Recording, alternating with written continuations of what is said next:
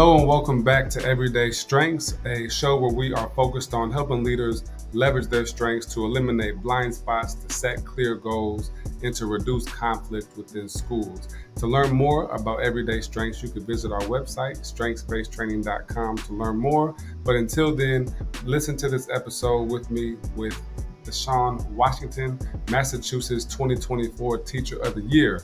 I'm excited to hear about Mr. Washington's role in education and how he's taken that passion into a new LLC, Cultivating Changemakers. Deshaun, sir, how are you doing today? And thank you so much for joining me. Bless, Trey. I'm doing well, man. It's a beautiful day just to be able to sit here with you and, just have a conversation about education, man. How are you today? I'm good, man. I'm good. It's going a lot going on, but I'm excited to be here with you for sure, man. We're making things happen as always. Now, I know you mentioned you're in the process now of getting ready for the 2025 Teacher of the Year. What's it like being on the other side of being the Teacher of the Year? A year ago when I was sitting in these interviews to be, 2024 Massachusetts Teacher of the Year, I didn't know what to expect in regards to the role as an ambassador of public education. I really had some opportunity over that last summer to sit down and really reflect on what kind of story do I want educators, people to know about me and about my journey into education and my journey to leadership as a teacher of the year that could then utilize to catapult other teachers in building up their capacity. And so over the last year and being teacher of the year, I think it's been a phenomenal journey. Being able to do speaking engagements for Dr. King Day, just being able to speak at graduations, being able to sit at panels and discussions on some of the important issues that's going on in Massachusetts, and being a pillar of change making. I think that's one of the big things that I was Hmm. able to really take away was being the pillar of change making through the work of a cultivator. I think of teachers as cultivators. If you think of cultivating, that's like gardening. You plant seeds down on the ground, you make sure you have good soil, and you go through the watering and the pruning Hmm. until you have a harvest, either a flowers or a fruit of some Yeah. kind you're going to have. And, in that work, as a cultivator, I'm constantly building up our profession, building up our teachers, building up our students, building up the service of what it means to be an educator in Massachusetts. And I think that's been the greatest joy of it all over the last year. And now to see on the other side, listen to those same stories that I was able Hmm. to tell a year ago, it ignites my joy knowing that the work is going to continue with me personally and then also with the Yeah. next Massachusetts Teacher of the Year. It's exciting times right now. What have you learned about yourself in this process? I know you said you've been doing some speaking engagements, you've got a new business venture. What have you learned about yourself? Yeah, I think the biggest thing I've learned is that the impact I've been able to make from various different audiences across the Commonwealth over the last year, I would have never thought I would have been able to make in this role as Teacher of the Year. The exposure I've been able to go into different classrooms and see great work happening, and then sharing out the good work with people that's watching, or whether it's just like having a conversation with an educator. And there was one person, they wrote to me in an email. They said, they're from the Dominican Republic, and they were teaching Spanish in Miami, and things Hmm. weren't going so well. And he said, you know what, I'm out of here. I'm done. I'm about to go back to the island. I'm chilling. I'm done. And then he said, I saw you. You won Teacher of the Year, and you inspired me to go back to Miami. So I'm gonna grab my stuff. I'm going back to Miami, and I'm about to go back in that classroom and teach Spanish again. And it's stories like that from around even the country that you're like, wow, I didn't know this type of impact was happening at that level. That people are seeing it from across the country, across the world. Um, it's breathtaking for sure. Is there, stories like that are always special. And you've told me the story before about how you went from not being the best teacher to literally being the best teacher. Talk to me about that journey and that process for yourself as well. Yeah, I think one of the biggest things I took away from that time, and to give the viewers, the listeners, a quick background of that, When I first started teaching, like many new teachers, we're green. We don't really have the capacity of knowing what we should know in order to be effective as teachers. Mm-hmm. So, when I went through college at the University of Massachusetts, Boston, I studied elementary and special education. I learned how to be a teacher. That means I learned curriculum. I learned how to teach curriculum. I learned how to read data. I learned how to interpret data to inform my practice. I knew how to teach. What I didn't realize on day one was when I walked in, I didn't know who those kids are. And matter of fact, I didn't even have relationships with them. I'm ready to go teach because that's what you're taught. Is you're taught how to teach. You're not taught relationship building, cultivating a community of learners together, building up interdependence for students to learn with each other, not just from you, but with each other. And so I was humbled my first year. Every month, I just saw I was losing my students more and more because I didn't know them and I didn't have tools to understand the process of building relationships with my students. And it got to a point in early January, my first year, where my class had a takeover. And for the listeners, what is a takeover? It's when your school administration, your school principal, assistant principals, they come into your classroom and run your classroom. You become just like a bystander. You become just extra adult that's sitting in the background watching and taking notes of professionals doing their thing. And it was very humbling. I felt at one time that, man, maybe this profession really isn't for me. Maybe I should be doing something else. But I was fortunate enough, Trey, during that time, I had three black men that were school leaders, principal and assistant principals, that all helped me to be able to recognize some of my skills I need to develop as a teacher. So one of those leaders was Dwayne Nunez. He was a assistant principal. He helped me focus entirely on student engagement, in particular building classroom community. So he wanted me to really learn how to do open circles in the beginning of the day, shout outs and greetings, games and activities that just got kids to laugh, do activities together, just have joy over the course of the day. Then I had another assistant principal, Jonathan Scott, that taught me student engagement from the academic lens. So how to do lessons in which students learn from anchor charts and from note taking and learning from each other than it is just Q&A with the teacher. And the school principal, Sean Guthrie, kept believing in me every day. He'll come by every once in a while and just tell me that I'm doing a great job, that I'm getting better with my teaching. I'm a third grade, fourth grade teacher. That's what I am. I'm an elementary school teacher. So classroom community and classroom building is an essential part of Mm-hmm. building student joy, student passion, student motivation into learning. And you can't just do that by just walking in the room and start teaching multiplication. You can't just do that, start reading a book and thinking that's going to get kids ignited. You have to know who those kids are. And I had to learn that the hard way. But through those teaching moments, I Yeah. to be a better, a more effective teacher in the years afterwards. Yeah. What strengths, and we'll move over here in a second, but I feel what do you feel like you've been able, what did you leverage from those moments to become a better teacher? I think leveraging the fact that as a teacher, you have to be a great listener, and as a teacher, you have to be a great learner. So as Mm. a teacher, you're constantly learning, right? You're a model of learning for kids. If I had to be honest with you, I probably learned more from students that have came past over the last 7, 8 years than I've had probably made an impact on them, because every student is a story. Every student's writing their own story, their own narrative, right? And they give you a page to work with for the 10 months that you get to work with them. And so you read a little bit of their background and you get a chance to try to note or two of who they are, so that way you can continue to propel them forward and get them to be at the next level when they leave your classroom, hopefully better than they did when they came in. But as a teacher, learning, listening to those stories, being able to be active, engaging with the kids, and continue to build conversation and community with them, so important. That then leads into them giving you the extra mile when it's go time, with it's academics. They're gonna give you that extra mile because they see that you poured into them. You know who those kids are. And Hmm. that's the model that you want to give out. Is I ain't perfect.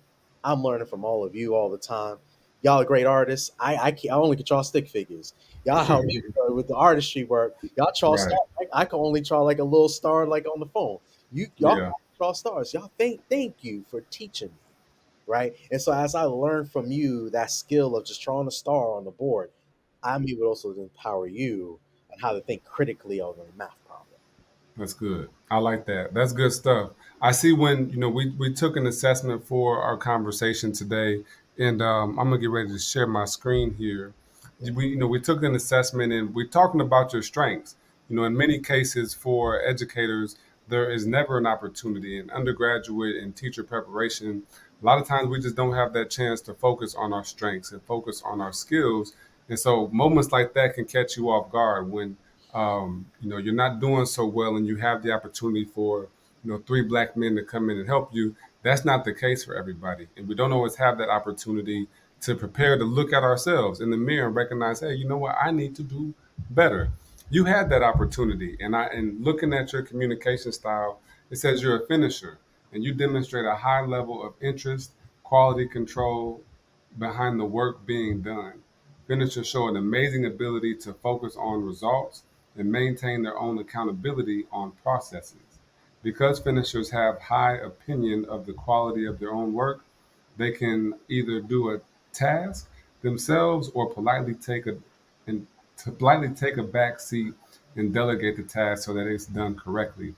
Finishers operate at a high efficiency and appreciate, acknowledge, and rewards for their efforts. What resonates with you about this? I see your expressions. I see, I know you've had some time to look into this. What stands out to you about what this says about you, and how do you leverage some of these things in your classroom?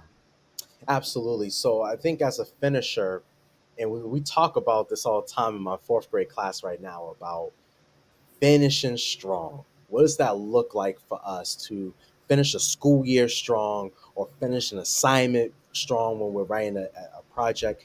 It's the ability, really, for me as a teacher to take that back seat and allow for coaching to happen.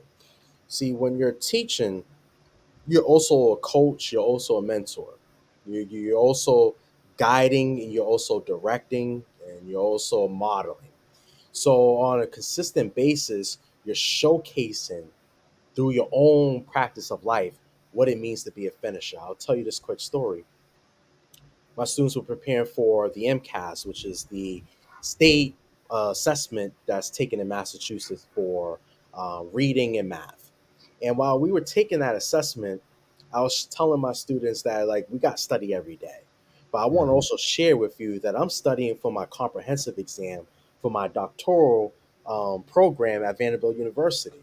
So it's just like how you have to hit the books, you have to practice these problems and answering these questions.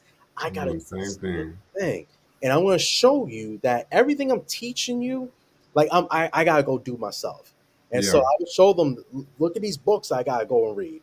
I gotta practice my notes. Look at this practice assessment that I gotta do. I gotta practice writing this and I gotta get feedback. Hey, maybe some of y'all could give me feedback on my writing and help me Hmm. improve. So I'm able to show them the concept of finishing this thing strong. So that when we go on exam day, y'all are ready. Cause you're like, man, this test wasn't really that hard. We did things that was harder than this to get there. It's the same thing in my preparation for my comprehensive exam. And it's just like I know that many of those kids, when we get those results, I know we'll celebrate that a lot of us passed and exceeded expectations. I was able to pass and share cases like, hey, I passed my comprehensive exam. And I want to thank you. I want to thank my students. I want to thank you for helping me to pass because Right. you was able to help me in my writing. You was helping me to show that everything we was doing in the classroom, I was putting that into practice.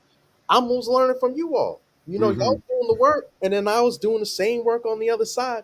We was all learning together, so we get to celebrate that victory together. Yeah. And I think that's the big thing about finishing is that you showcase yourself in that same vulnerability state of like, hey, this is what it actually means to finish an essay and to get feedback and then apply the feedback. I'm doing the same thing with you all, just like you're doing for me. We all win. Right. Right, man, that's good. That's powerful work. And this seems to be there's a great article that says we teach from the heart, and it's not necessarily what you do, but it's who you are. And so this is another way I love looking at this communication assessments, these strengths based assessments with folks, because it really gets a chance to show you how your natural strengths are aligned with your adaptive strengths. And so what I've seen, Deshaun, man, I've worked on these assessments with about 700 people to this point. And so, what we like to see and what tends to trend more positively is an alignment between the natural style and the adaptive style. And so, in your case, I see a lot of alignment. Your S style and your D style are two of your higher scores naturally. Your adaptive style does have a shift, so your S goes up, and that's focused on steadiness, consistency, pace, keeping people on the same page, Hmm. as well as your C style, which is following the rules, understanding the processes, the structure, and the order, where Yes. your focus on solving problems and perhaps being assertive takes a little bit more of a back seat when you're at school. Can you talk to me about what you see here when you look at your natural style and your adaptive style with the changes you have to make to show up as your best self, as the teacher of the year? Absolutely. So there's different layers to the complexity of the adaptive style. I think when it comes to assertiveness, I think one of the biggest benefits that I could take a backseat here is that I'm the youngest of the teammates I have in my fourth grade team. I have the least amount of experience, and so I can follow more of the playbook. The playbook has been written of what success looks like in a fourth Hmm. grade classroom from, teachers that have been teaching fourth grade for 10, 20 years. I get Yeah. to take a step back and be a learner, a listener, and following that blueprint. And of course, being a teacher and, now 7, 8 years in the game, you have to adapt things to make it for who I am as my own teacher. But I could be a learner, and I don't have to overexert myself in those Yeah. particular circumstances because I have, you know, leaders that have already been doing this work, and I can ask for help. I can Hmm. be vulnerable in these moments where, like, Hmm. I really don't like. This is my first year teaching fourth grade. This past year was my first year. And I don't know much about fourth grade. I've been a third grade teacher most of my career, Yeah. second grade teacher most of my career. So to enter a new grade was like, oh, this is brand new. I could lean into the ability of following the game, learning like from the veterans. This is what civil rights lesson looks like. This is what a Hmm. project looks like when we use the tripads to showcase school integration, bus boycotts, and freedom riders and things like that. Like, oh man, he giving me good ideas. Now I could run with it, put my little Deshaun tweak in there, and I can still make it fresh and cool, but I can also do that with learning from my veteran teammates. Yeah. So I think that's really been the biggest support there is I could be less assertive, more of a learner. I appreciate that perspective. That's a great sense of awareness. In some cases, you can see you want to step up more. Well, hey, y'all been here so long, I ain't about to listen to you. I'm gonna do things my way. That's old school. This is new school. But to take that advice and to take that slow down allows you to put some of your effort and energy into different places. In that 50% line, where we get that five, the line gets darker. Above that line, those are more observable behaviors. Below that line, those behaviors aren't as observable. So when it comes to being assertive, I think it's still clear that hey, Deshaun is gonna take care of business. He's gonna do what he has to do. But because you have a strong team, you're able to put more effort and energy into making sure you're on the same page with that team and make sure you're following the processes as appropriate. So that's really cool to see and to hear. Does anything else stand out for you when you look at your results? Yeah, I think again the process, right? So I think you mentioned like what the story looks like from the beginning all the way through the end is something that's very important to make transparent for students. And so from the adaptive style, that green that really shoots up allows for me to paint a picture for kids to really give them a vision of where we are going, where we Mm-hmm. are right now, and where we're going.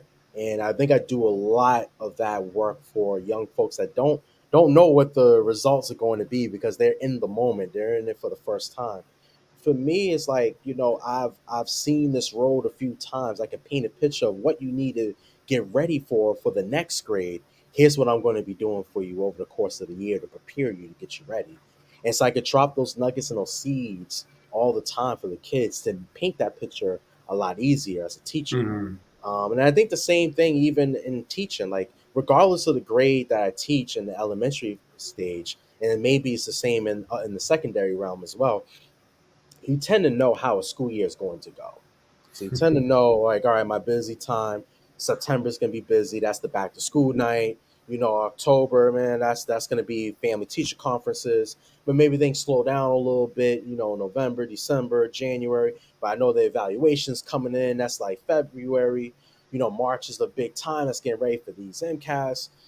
April is like, oh man, we're almost into that fourth quarter. May is the transitioning of the end of the school year and starting to get ready for the next school year. June is like you're crawling to get to the finish line. So Right. you tend to know what the school year is going to look like as well, and you can also paint a nice picture of how to pace yourself over Right. the course of the year when you need to turn it up and when you can like pull back just a teensy bit too. Man, you got that school year down packed. I like the way you just broke that down month to month. That's good. I'm starting to realize too. I've been recognized when I go and do these trainings and workshops. I'm not the young one anymore. So you might not be the young one anymore, man. You know what that year is like. That's some veteran conversation you're having right there. So I like that, and I appreciate that. So we understand your strengths. You understand how you're leveraging those strengths. How do those fit into cultivating change makers, your business, and how you're supporting adults and how you're supporting educators, and some of the ways that you've received that support as well? Yeah, so now I think now you're bringing up something really interesting, right? So I was reflecting on the natural strengths, and in particular, the elevation of the assertiveness, and also, my the painting of the picture of what the vision looks like. Notice that's a little lower, and I think that's because I'm learning how to run cultivating change makers right now. Yeah. I'm learning like what this business is like, what the cyclical years are like. So like right now it's June going into summer, July. Cultivating change makers. It's a little on the low end right now. There's some events going on, but not a whole lot. But when it was like March to May, like that first, like Mm. last, whoo, busy, and like I had to learn how to adapt myself to knowing like what is the structures I need to have, what kind of availability I need to have, how not to overbook myself. I'm still teaching in the classroom every day. I'm still in this Yeah. doctoral program, but now I'm called to do 2, 3 speeches a week, make a guest appearance here. Like, hold up, like I gotta learn how to navigate it. So I think with the next year, now knowing like how this ebbs and seasons flow, with January is a little busy, February is a little light, March through May, that's probably peak season. Summer, June, July, I anticipate based on my schedule, August, September is going to be major busy. Yeah. Right. So like I can see the road a little bit better for the next year. So my natural style of now not having the teammates that I can lean into necessarily, um, it requires me to be a little more assertive, but also learning a little bit more about like what the season actually looks like. Yeah. I can adjust my numbers, I think, for the next year. This is good. This is. I appreciate that reflection so much. I mean, I say too that that's the power of awareness. Just because you're able to look at and see these numbers, these graphs, and obviously there's additional pages, but you being able to look at them and analyzing them is giving you space to clarify your path to move forward, set clear goals, take clear actions, and even clear friction. If there's friction with competing priorities personally or professionally, you can say, yeah, I got time to take this on. I don't got time to take this on. I got to save my PTO. Here's what I'm going to spend my PTO. So now you've got kind of a language or a framework to be able to articulate that as well. Well said, sir. Well said. I appreciate that reflection. What else have you reflected on? What else have you thought about or what stood out from you from your analysis here? I think the other thing that stood out is depends on the lens that you take this assessment. So I took the assessment as a teacher, as an educator, in the classroom. it would be interesting if I were to take it from the lens of a doctoral student. Like, Mm, what would that assertiveness? I think my assertiveness would be really high yeah. on in that particular case, because a lot of the work that we have to do is self really contained work. You have to be self motivated. You have to be self driven. But then maybe as teacher of the year, maybe some things would have dropped down a little bit, and then maybe other elements would go up. So it's very interesting, just the lens in which you take the assessment, what you learn from that particular lens, and wondering if, like, how would that change if I was focusing as a doctoral student? How would that change as Massachusetts Teacher of the Year? How would that change even just in my own personal life as, just Deshaun, just out in the world? Does do all these elements change, or do a lot of it just stay the same and consistent all throughout? I think that would Hmm. be great to like really investigate more Yeah. in the future. So you're already, I mean, you're accurate. There's I took an assessment recently after I was angry, and guess what? You could tell that I was angry at my results. So these absolutely reflect seasons. I personally go with trying to take them about 2 times a year, every 6 months or so. If you want to really go quick, you're really a quick learner and really doing that reflection of work, maybe you could do it quarterly. But once or twice a year is really good to get that reflection. And you're 100% correct. I can tell you about a time when I was a dean of students at a K-12 charter school, and I had a administrator who I couldn't stand, and Mm. she was a completely different style than me. As you are the let's see if I can pull this up. As she was that C style, but way up there, and I'm an I style. So she was very rule oriented and process oriented. I was very intuitive based, and I was very go with the flow. So it came time for me to have to be task oriented, and I struggled. I couldn't really keep it up, and you can see it in my results too. There was a big jump from my natural style, which was I am very outgoing, to now adapted. I have to be this high C style. There was stress, there was tension, and I wanted to quit, man. I was about to bounce.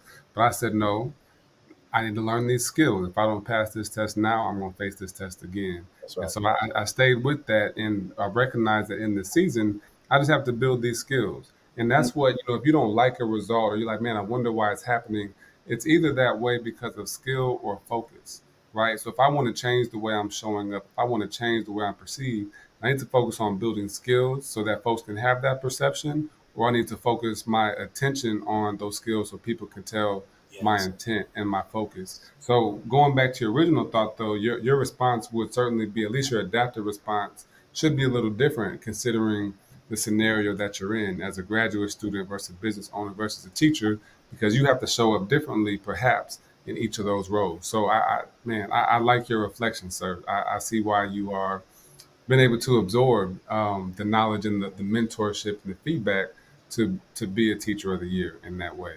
Well Thank you. said. Thank you, Trey. And I want to thank you too, because you brought up a very good point. And you mentioned about like that struggle with the administrator, and thinking that moment of like, man, I'm about to bounce up out of here. And I've spoke to some students, and I had a student in particular. She was she was very very bright student. Great reader, great analysis thinking, great introspective thinking. Math was not her jam. I'll tell you that. Not her jam at all. And she wrote one time on an assessment, like she struggled on the assessment, like, quit, done, quit. And we had to sit down and we talked about like that seed of quitting. There's a temptation that that's like is easy. Yeah. It's like you quit, like you don't have to worry about it anymore. And so I get this, a temptation of quitting, because it's a release. I'm like, but my love, if you drop that seed and you do that, what's going to happen is it becomes part of the game for you as time goes on, because you're only Yeah. years old. As time goes on, anything else that becomes hard, difficult, a struggle that you don't grasp right away, one of your options is going to be Quit.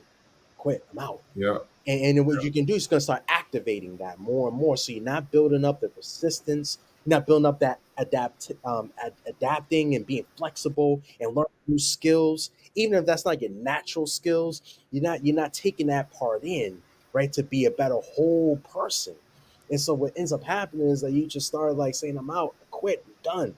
And then you don't really expand yourself more than what you're able to, because like now you got that seed that's just Yeah. growing of, Yeah. I can always exit, I can always quit, and it's easy because I don't have to ever worry about it again, except for the fact that next time something gets hard, that's where it becomes an option too. So thank you for sharing that, Trey, and thank you for like, nah, I ain't going to quit. I'm actually going to learn something else from this moment because it's going to make me better. And now look, everyday strengths. Because Yeah. I was able to learn a little bit more from Yeah. being this opportunity where I was uncomfortable, Yeah. vulnerable. It was not my style, but now as a business owner, everyday strengths, I had to take a little bit of that I didn't like. Now it's helping Yes. me move forward. That's what it is. I mean, I had a workshop today, and there's like, you know, there's some pieces about people that they saw as negative. There was one gentleman, his report it used the word bottleneck. It said you can be a bottleneck to processes. Like, man, I don't feel like I'm a bottleneck. I said, well, let's talk about that. What does that mean, being a bottleneck? He said, well, it sounds like to me in figuring your role. I said that probably means that the buck stops with you. You're responsible for what comes out on the other side, things that are public facing, or in this case, it was more facilities focused. So you being the bottleneck isn't a bad thing. That means you're dotting the I's and crossing the T's, and people know they can't get past you because you're stucking up those processes. Now, if you're doing it for no reason, then it's a problem.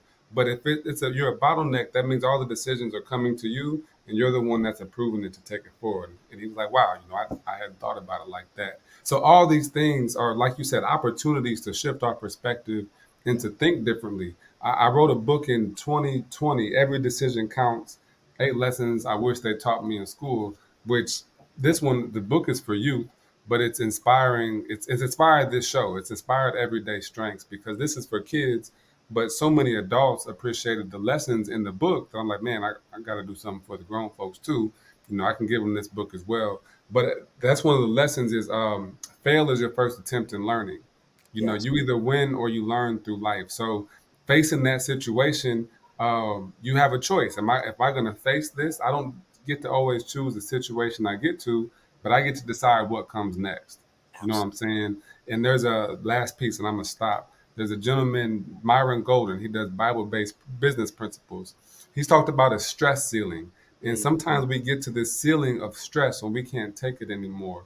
And instead of getting better, we wish it was easier. And so that's a piece of life that we have to worry about or think about. If I mm, don't want to be better, I've got to be okay with this level of stress. Because if you're stressed, you're growing. If you don't want to be stressed and you don't want to grow, stay right there. That's mm, cool. But if you want to keep growing, you're going to have to break through those stress ceilings and make a new one. wow, you dropped the nugget right there with the stress, because man, when you hear that word stress, I think it's automatic, like a negative connotation of it's too much. I gotta let something go. It's hard for me to navigate, yada yada. But there is a good stress.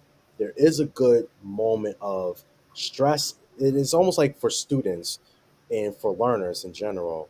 There's the difference between productive struggle and frustration. And when I think of like a good stress, is a productive Hmm, struggle that's where good. you drop a piece of the puzzle, so you can't really figure out like how to fit everything together. But it's productive because you're learning about some of the other components that lead to fixing that robot in order for it to work. And then when you're able to pick that other piece up that you need to fit in, then it's like, okay, like you've gotten better. And that stress moment in terms of, man, I can't really figure out how to put this whole thing together. You're still learning other components that you can even go and teach other people, or at least enhance your thinking to make you more of a complex thinker, a critical thinker. And so I Hmm. love that element of like, there is a good stress. Yeah, the thing is that I think in society we haven't really named like what that looks like, productive struggle. What does that actually look like for us? And why we actually need to have moments of this good stress, Yeah, right? yeah, Productive struggle moments to expand ourselves. How we have more of those opportunities, maybe our mindset of like when we hear the word stress is not, oh, that's too much. Maybe more because right. like, oh, like, all right, so is this like productive struggle? Is this like a opportunity for more engagement? Or is this like frustration and like Right. not advancing yourself forward for some reason? Let's break that part down. Why is this a frustrating moment for you? Is it because of the teaching portion? Is it Mr. Washington piece? Or well, he needs to go back and adjust his practice. Is it a you thing? And it's like, all right, like what makes this frustration? Is it your mindset coming into this activity that you already told yourself you can't do it? So there goes the frustration. Like what is that exactly? And so I really Mm. love that element. Yeah, this is good stuff. This is good stuff. I love your level of preparation here today, and you're opening up. You're taking me to places that I don't always get to go in with these conversations too. So this is good and this is welcome, and I'm going to be excited to listen to this too and get my own revelations and hear what you enjoy what you've had to say as Yes. well. Talk to me, Deshaun, man. Before we get out of here, talk to me. What do we need to know about cultivating change makers? What do we need to know about cultivating change makers and the work that you're doing to bring other folks along? So the biggest thing to know is that cultivating change makers, the objective or the mission is to help educators. And I think really anybody is an educator. You don't have to be in a school building to be an educator. Anyone can teach someone. So I think Yeah. all of us are educators. Educated to be able to build authentic relationships. So when I mean authentic, I mean a relationship where you wanting to know more about the person in a genuine way that builds to community with that person in a way that leads to higher engagement and higher levels of achievement. And we do this through 4 steps. We talk about this first step called the seed planting. Whenever you start a new workshop, or whenever you start a brand new classroom for the year, or you name it, you have to know the people around you. This is like you're forming your community. And so you do your icebreakers, you do your getting to know you activities and things like that. But we take this seriously because every day that you're learning, you should be jotting down notes of who the people around you are, their strengths, their areas for growth, their contributions. How are you going to put each person in the optimal situation where their successes are going to thrive, their strengths are going to thrive, and at the areas of growth they're going to be able to learn through you and through the members of the community space. So that's the seed planting. That's done in the beginning of the year. Throughout the course of the year, we talk about watering. It's like beautiful water. We all need water. You don't have this thing called water. We're cooked. Yeah. So watering your seeds every day. Everyone needs different kinds of water. If you think about a classroom for just a moment, some kids need to be watered every day, every single day. There's some kids that honestly they already getting water from family and from friends and from community. They probably don't need as much water from you, but they still need some water from you. Yeah, that's good. And so every day you are pouring in a little bit of that investment of that relationship. So every day you're checking in, man. How's that? How was that soccer game last night, man? Y'all, you guys that dub, man. I heard about that piano practice. I was able to go to that, and man, it was such a beautiful song that you did. You're able to really talk about those moments and follow up on those stories these kids are telling you about, and you during that process is an opportunity to just double down on those stories that you're learning. Talk about pruning, and this is where you have your circles, your open circles, restorative circles, your thinking chairs. Because for me, I'm working with fourth grade students. That's 9 year olds, 10 year olds. These aren't perfect people. They make they make mistakes all the time, and whether it's man, Mr. Washington class, like I pushed this kid that at recess today, man, and made him fall. I really do. I feel like I need to apologize. Like I don't know how to do that. Can y'all help me? Can y'all help me like seek forgiveness for what I did wrong? Yeah, we could definitely do that, and kids can lend in on their reasons. So, yeah, I think you maybe should write a letter first, or y'all have this mutual friend. Like maybe you should get the mutual friend to help you to get that conversation started, or maybe you should wait a day first. Don't go right away. Maybe the energy is too hot. Wait a day. With this pruning process, we allow for exposure to our vulnerabilities to happen, and we give this tough love, that warm demander, opportunity. And that includes me too, because I'm not a perfect person either. And I'm straight up front with my students, like, hey man, I messed up, y'all, today. Like I said we was going to do that, but this came up. Yeah, that's my fault, y'all. Like I gotta own that. And these kids they'll call you out. They'll call you out real quick. So with the pruning process, you are allowing for students, and you're allowing for yourself, and you're allowing for your community to learn from mistakes, learn from the struggles and the hardships that we might face, and be able to learn how to forgive one another and to heal. One of the biggest things I've learned from kids is the art of forgiveness. I think in our profession, a lot of times in this work, we hold grudges. We hold like, well, this person did this to me a year ago, and I haven't forgave them for that. And we think that's like helpful, but in all actuality, we're really hurting ourselves. We really stunning our own growth because now we're carrying a burden. Now the person moved on, they went on to do bigger and better things. They don't remember when you said that to them because they went on to do other stuff. And we're still Right. going to this thing that happened a year ago, 2 years ago, 5 years ago. And it's like, why? We gotta practice this art of forgiving. It's a healing for you and for the other person as well. And so that's the pruning process, the opportunity to learn from mistakes, to forgive, and to hold accountable, responsible our behavior in the process of forgiving, in the process of learning, in the process of growing. And then the best part is the harvest. The harvest is the final stage. That's when the kids have developed their social skills, their cues of community building. And this is where we talk about cultivating change makers. We now have change makers in our classroom space. Now, I want to say to the listeners, we don't always, as educators, get a chance to see the harvest.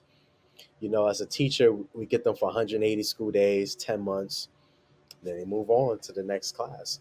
But when you do see the harvest, when they knock on your classroom door or they come back and visit, they give you that hug and they say, I remember when you said this, that joy is at the heart, that no man, no woman, no person can take joy from me.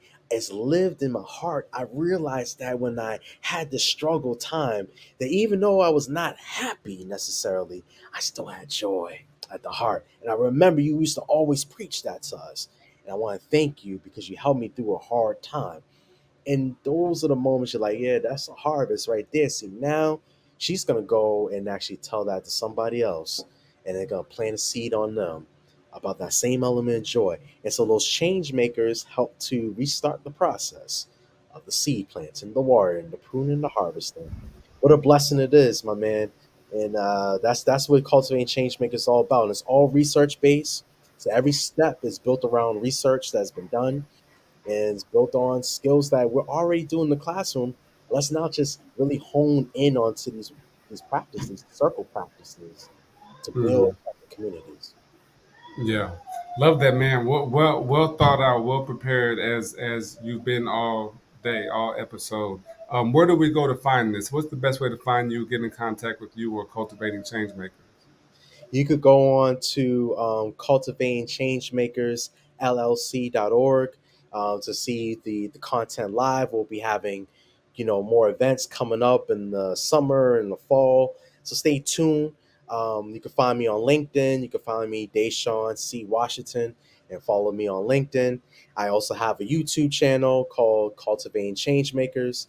So you're able to go on YouTube, type it in, you'll be able to find me there. We have a bunch of videos that go into what it means to be a black male educator in Massachusetts, to celebrating becoming teacher of the year, to whoever wanted to look at what it looked like to be in my classroom for a day. We have videos that go on there and much more, podcast appearances and everything. Hmm. So those are just some of the views that you can take, and certainly go check it out.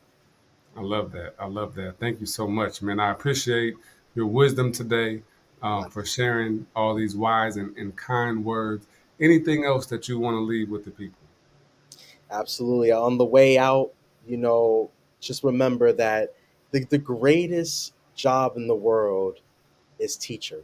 And I'm sure you could think right now, Trey, if the listeners could think right now, I'm sure you could think of a teacher right now that has made some impact to be where you are today. That's good. Teachers have a great impact.